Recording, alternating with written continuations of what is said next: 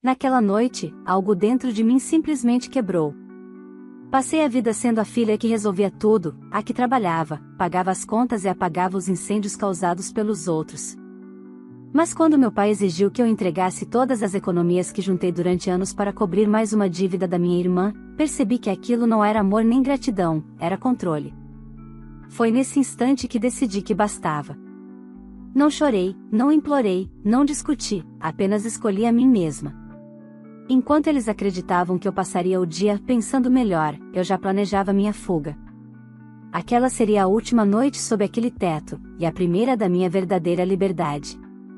Mas o que aconteceu depois foi algo que nem eu poderia prever. Olá, seja bem-vindo ao canal Histórias Surpreendentes, curta e se inscreva nesse canal, aproveite e ative as notificações. Comente aqui de qual cidade você está assistindo, vou adorar saber e deixar um coração no seu comentário. Eu sempre achei que minha força era o que mantinha nossa família de pé. Desde muito nova, aprendi que ser a filha responsável significava consertar o que os outros quebravam, literalmente. Quando a luz era cortada, era eu quem pagava. Quando a geladeira quebrava, eu parcelava. Quando minha irmã se metia em mais um problema, eu era a solução. E, por anos, aceitei esse papel como uma forma de amor. Afinal, meus pais diziam que ela era sensível demais, incapaz de lidar com a dureza da vida. E eu? Eu era a filha forte, a que não chorava, a que sempre encontrava um jeito.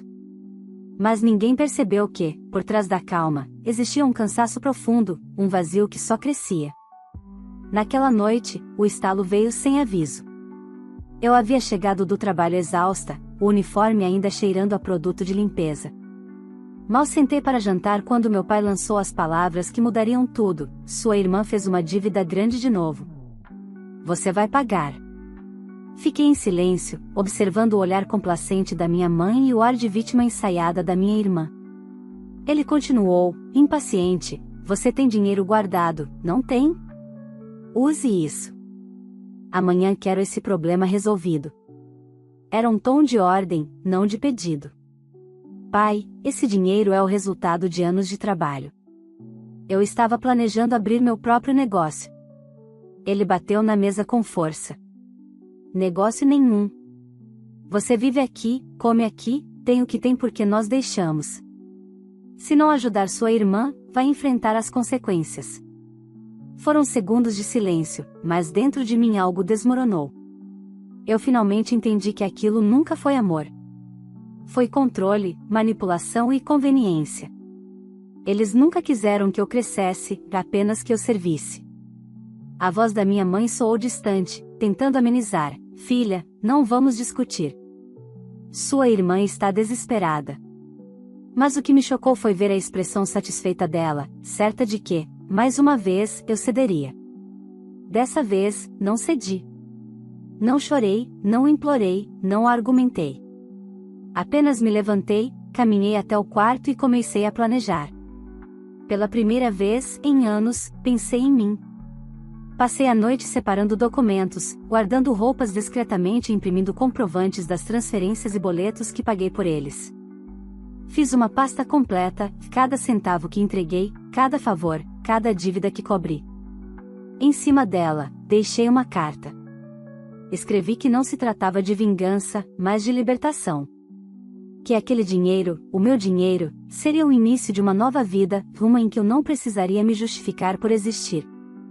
Disse que a filha que eles conheciam estava morrendo naquela casa, e a que nasceria depois daquela noite jamais aceitaria ser usada de novo.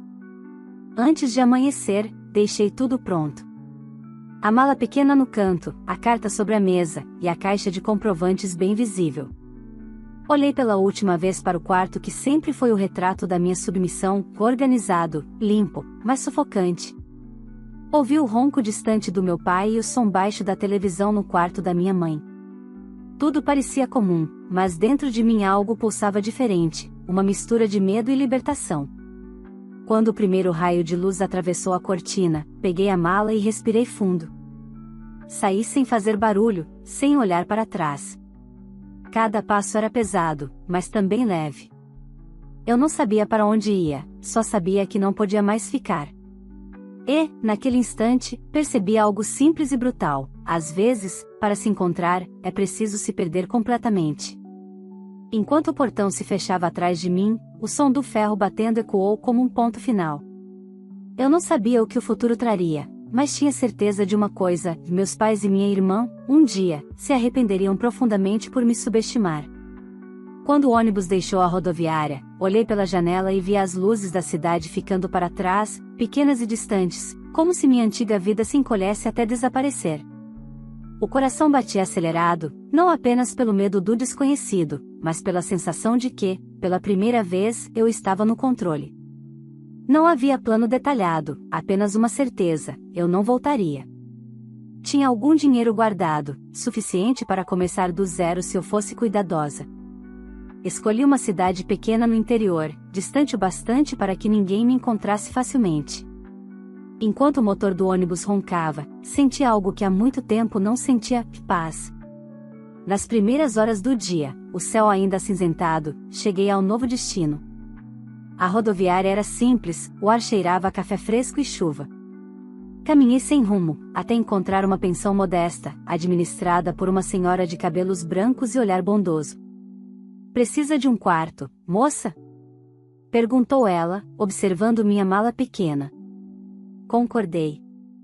"Só por uns dias", respondi, tentando parecer confiante. Ela sorriu, como se entendesse mais do que eu dizia. "Pode ficar o tempo que quiser. Aqui ninguém pergunta demais." O quarto era pequeno, com paredes descascadas e uma janela que dava para um jardim de hibiscos. Sentei na cama e, pela primeira vez em anos, chorei. Mas não era o choro da submissão, e sim o da libertação. Eu tinha deixado tudo, e todos, para trás, e apesar da dor, havia uma força nova surgindo dentro de mim. Nos dias seguintes, dediquei-me a organizar minha vida. Fiz um currículo simples, procurei trabalho em padarias, mercearias, qualquer lugar que me desse uma oportunidade. E, curiosamente, o destino pareceu recompensar minha coragem. Consegui emprego em uma cafeteria local, um lugar acolhedor onde o cheiro de pão quente e o som suave da máquina de café preenchiam o ar. O dono, um homem calmo e observador, não fez perguntas desnecessárias. Apenas disse: "Se for pontual e trabalhar direito, o resto a gente resolve." E assim comecei. Simples, silenciosamente. Enquanto aprendia as rotinas, descobri algo sobre mim que nunca percebera: eu era capaz de recomeçar. Cada dia era uma pequena vitória. Eu economizava o máximo possível, anotava cada gasto e, aos poucos, voltei a ter controle sobre o que era meu. Ninguém me chamava de egoísta, ninguém me fazia sentir culpa por querer um futuro. Mas, mesmo distante, minha mente ainda revisitava o passado. Às vezes, durante o fechamento do caixa, lembrava da voz do meu pai ordenando, da expressão fria da minha mãe, do olhar arrogante da minha irmã. Perguntava-me se eles haviam encontrado a carta. Se entenderam, enfim, o que eu quis dizer. Mas, no fundo, sabia que provavelmente me pintariam como ingrata, afinal, era mais fácil culpar do que assumir responsabilidade.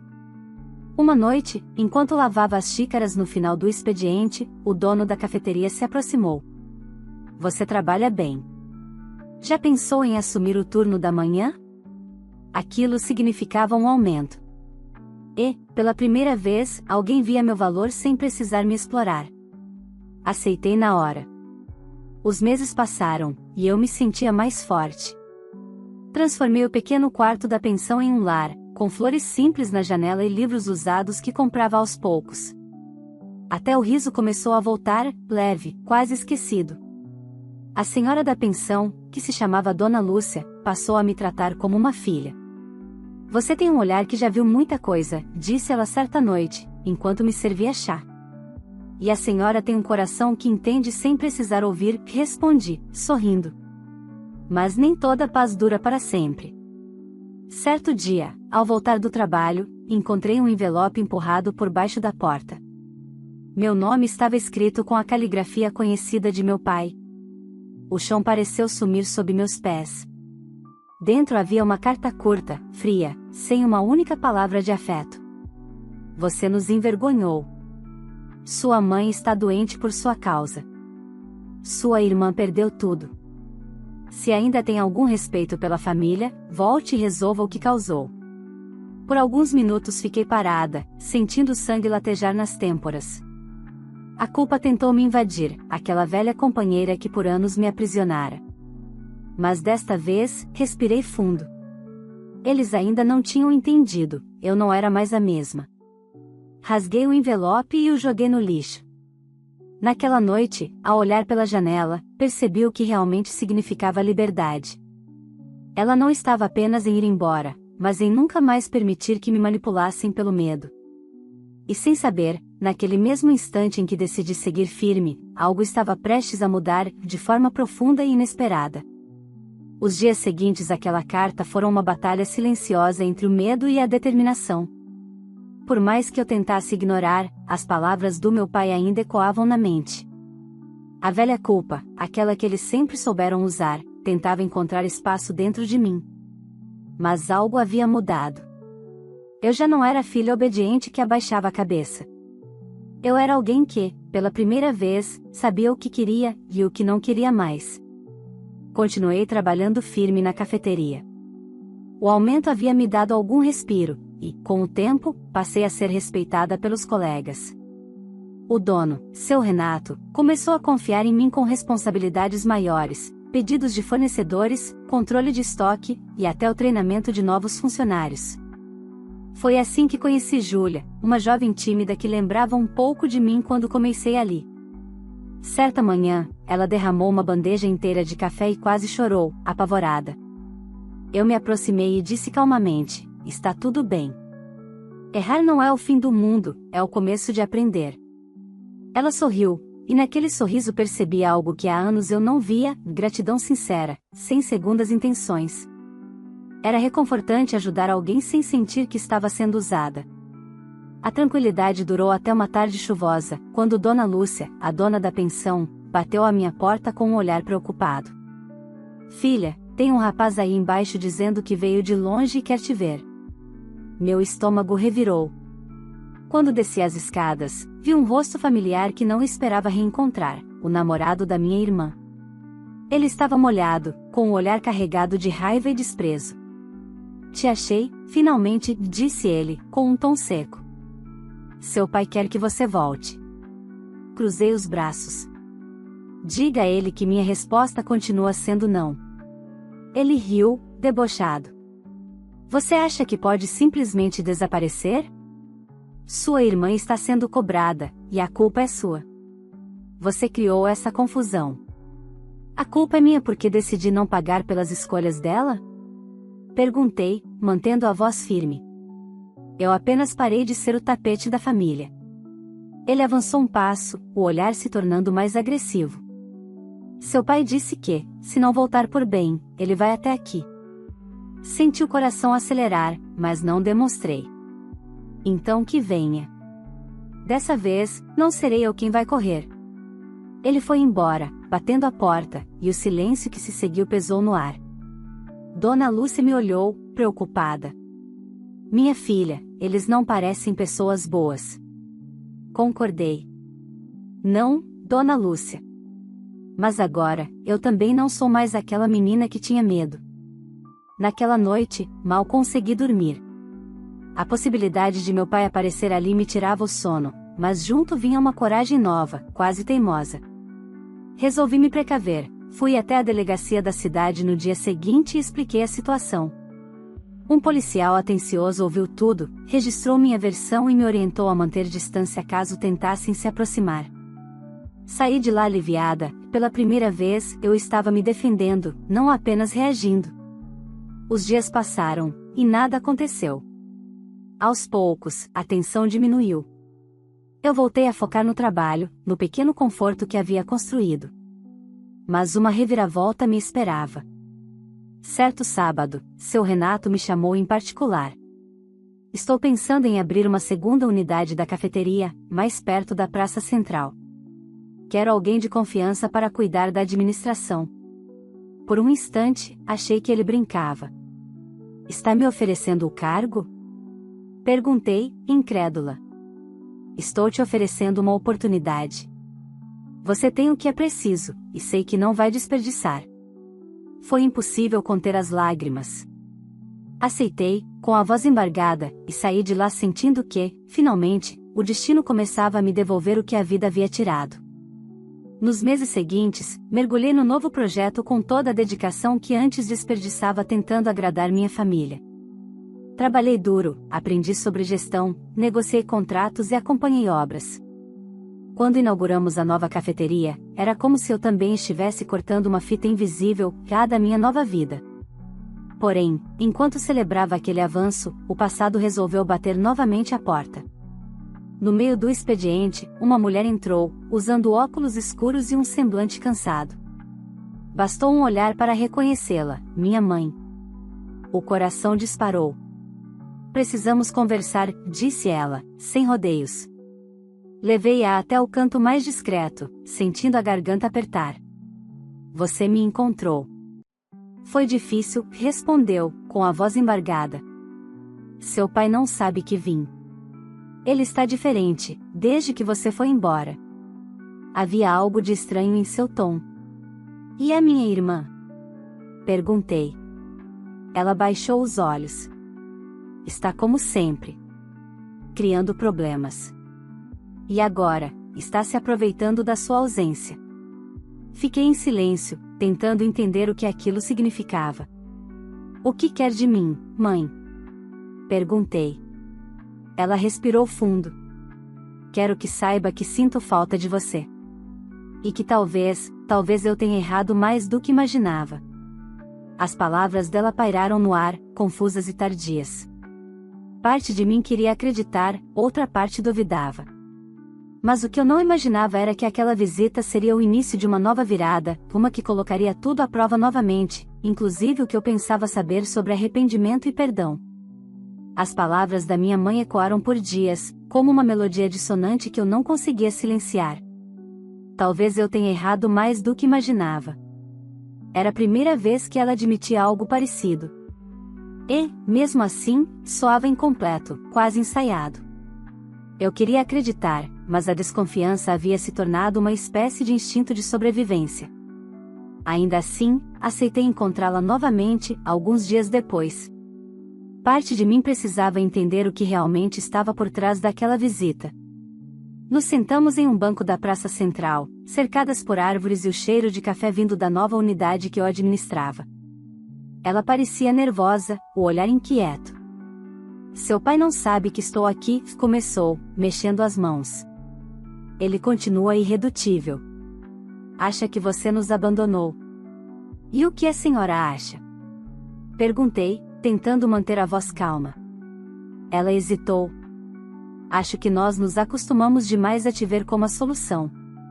Quando você foi embora, tudo desmoronou. As dívidas, os problemas da sua irmã, a rotina da casa, nada funcionava. E vocês esperavam o quê? Que eu passasse a vida resolvendo o que vocês não queriam enfrentar. Não é isso, murmurou, desviando o olhar. É só que ninguém imaginava que você seria capaz de ir embora sem olhar para trás. Ficamos em silêncio por um tempo. Ela parecia mais velha, cansada, mas eu não conseguia ignorar o fato de que boa parte daquele desgaste era resultado das próprias escolhas. E a sua filha, frágil? Perguntei, amarga. Continua quebrando tudo e esperando que alguém limpe? Ela suspirou. Está pior. Perdeu o emprego, contraiu novas dívidas, e agora fala em vender a casa. Seu pai está desesperado. Ele sempre fica desesperado quando o conforto dele é ameaçado, retruquei. Mas quando era minha paz, ele chamava de drama. Minha mãe me olhou com um misto de vergonha e nostalgia. Você mudou? Disse, quase num sussurro. Eu precisei mudar, respondi. Porque continuar a mesma significava morrer aos poucos. Antes de ir embora, ela me entregou um envelope. Guarde isso. São documentos antigos, comprovantes de transferências suas para a família. Não sei se vai precisar um dia, mas achei que era seu direito ter aquilo, me pegou de surpresa. Era a primeira vez que ela reconhecia, de forma concreta, tudo o que eu havia feito. Agradeci, mas não prometi nada. As semanas passaram, e apesar do reencontro, algo dentro de mim permanecia inquieto. Eu sonhava com a casa antiga, com gritos, cobranças e a sensação sufocante de estar presa. Às vezes acordava suando, como se ainda vivesse sob aquele teto. O passado não se apaga apenas com distância, ele insiste em bater à porta da memória. Um mês depois, enquanto fazia o fechamento do caixa, recebi uma ligação inesperada. Era Dona Lúcia. Filha, tem um homem aqui. Diz que é seu pai. Senti o chão sumir sob meus pés. O ar pareceu rarefeito. Pedi que ela não deixasse ele subir e fui direto para lá. Quando cheguei, ele me esperava na calçada, braços cruzados, expressão endurecida. O mesmo olhar autoritário de sempre. Finalmente te encontrei, disse, sem sequer um cumprimento. Não tem nada para conversar, respondi, tentando manter a firmeza. Tem, sim. Sua mãe me contou que você está bem, trabalhando. Que até subiu de cargo.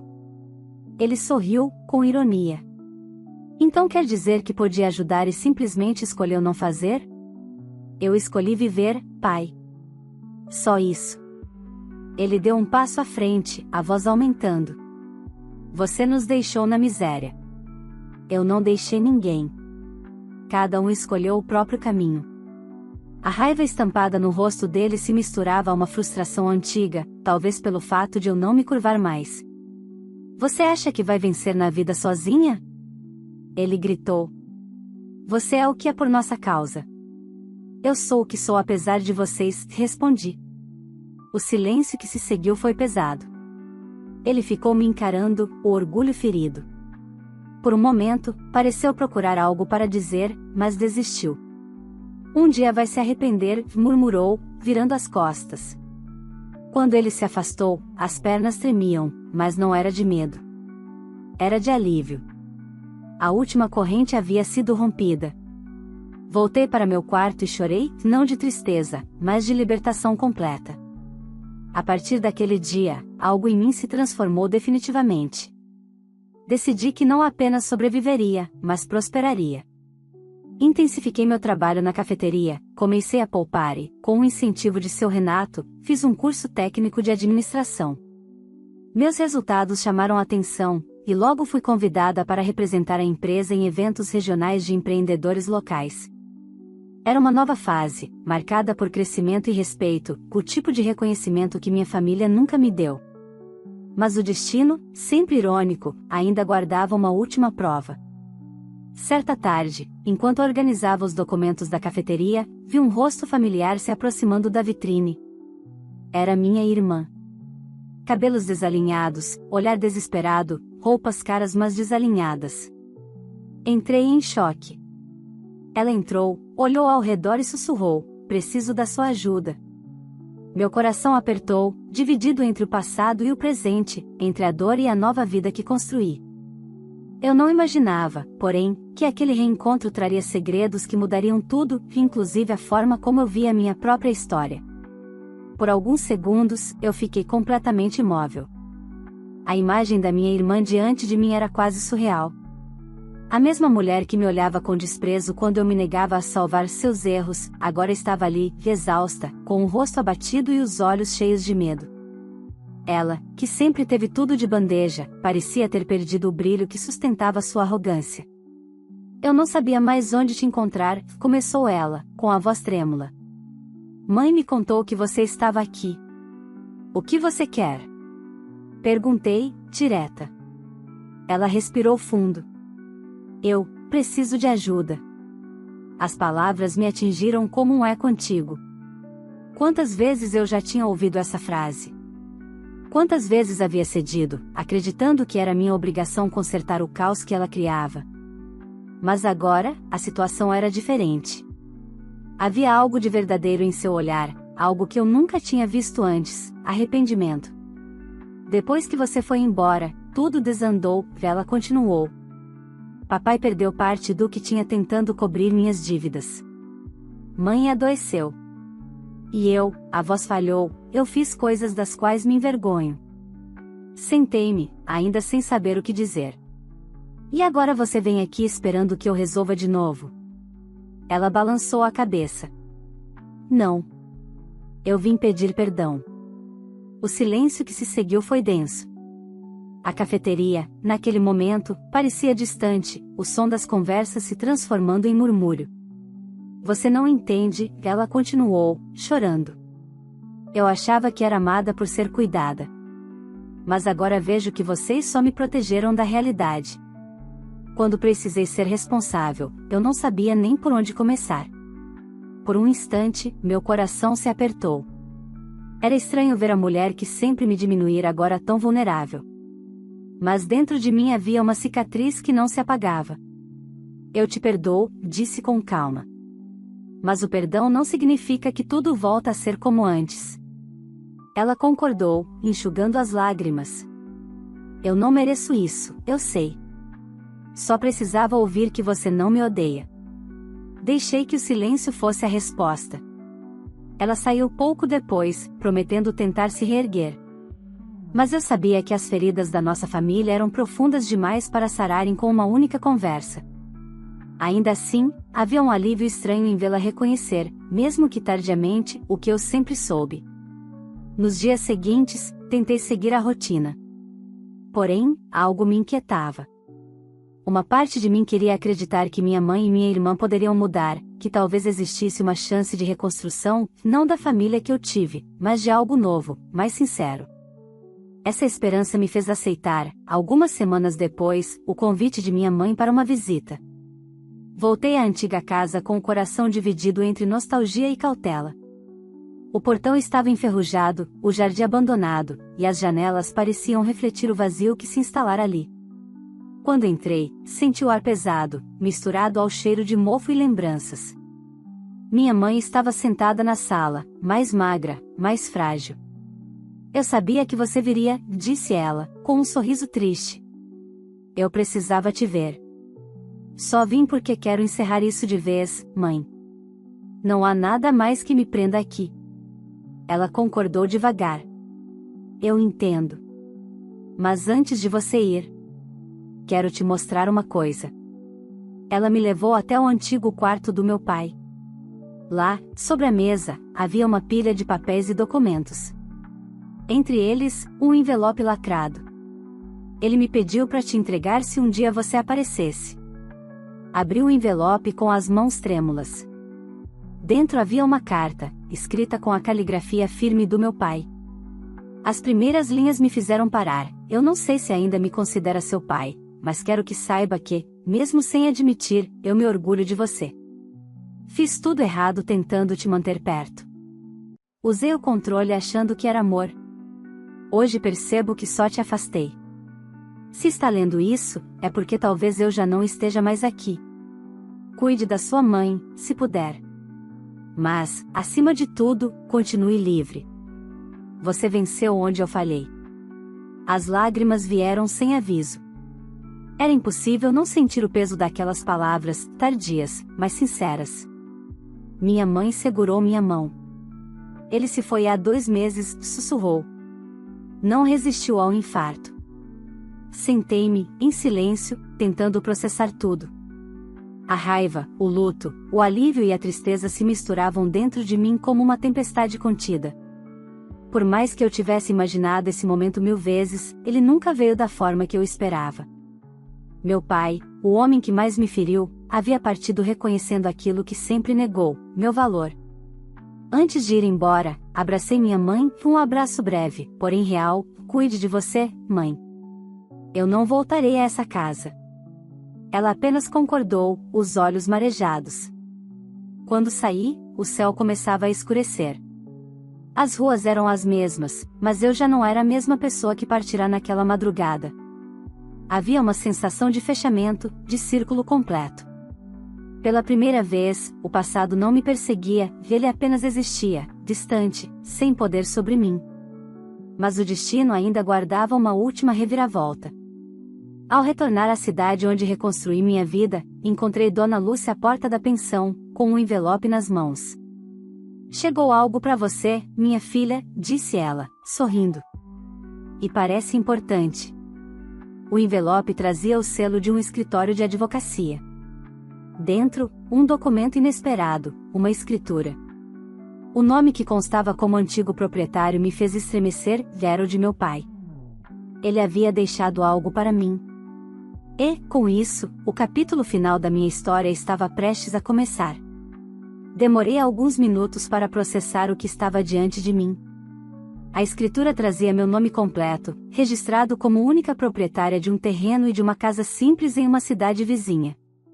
Havia também uma carta anexa, datada de poucos dias antes do falecimento do meu pai. As letras eram as mesmas que reconheci na última mensagem dele, mas o tom era diferente, mais direto, mais humano. Talvez eu nunca tenha aprendido a dizer o que sentia, mas sempre observei. Vi o quanto você trabalhou, o quanto se doou e, ainda assim, o quanto foi deixada de lado. Esta propriedade é o mínimo que posso fazer para te devolver parte do que tirei de você.